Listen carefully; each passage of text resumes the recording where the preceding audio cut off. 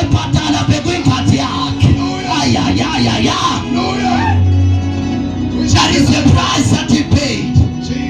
Ngaleskhathi yena azoyibhatala ngenkathi yakhe. There was a different, there was a transference of ownership. Yes, Lord. Meaning that nangabe uyasindiswa awusaphilonga kubani kuSathane. Kodwa soba iproperty yalona lona lothengile. Meaning that namhlanje awusaphilonga kuSathane. Nangabe uthi uyamkela abaJesu Kristu. Kodwa soba indvodzana yabani yaJesu kuyaJesu Kristu. Lapho sophilonga abantu kuNkulunkulu. Those who belong to Christ, they are now what? A new creation. Come for the men of God at face. The old is gone and the new is come. Come for the verse, men of God. 2 Corinthians 5 verse number 17.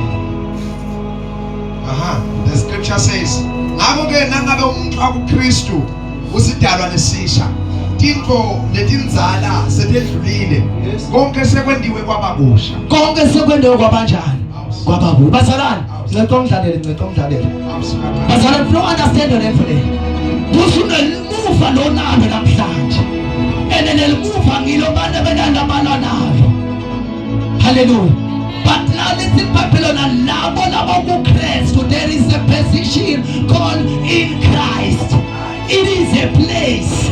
Lapho na uyamkela khona Jesu Kristu, lithi Bible Jesu yakuthatha akubeke kuleyo ndawo.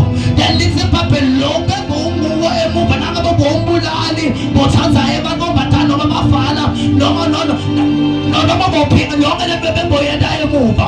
Lithi Bible konke sekwendeni sokudlulile. And the new is what? Is come.